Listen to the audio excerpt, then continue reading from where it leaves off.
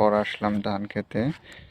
পাশে হচ্ছে যে পাট ক্ষেত দেখতেই পাচ্ছেন, আর এই যে আমাদের বাগুন ক্ষেত, আর এটা হচ্ছে পাট ক্ষেত দেখতেই পাচ্ছেন। পাট বড় বড় হয়ে গেছে, আর কিছুদিনের মধ্যেই পাট দিবে। যাক, মজার একটা বিষয়, ধান ক্ষেত আর পাট ক্ষেত একসাথে, কোনটা ভালো লাগে বলেন তো?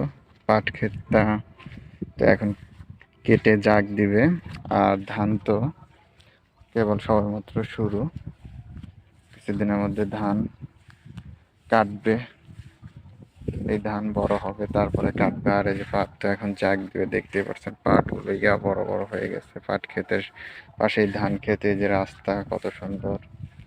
যাই হোক, মোট মিলায় ভালোই লাগলো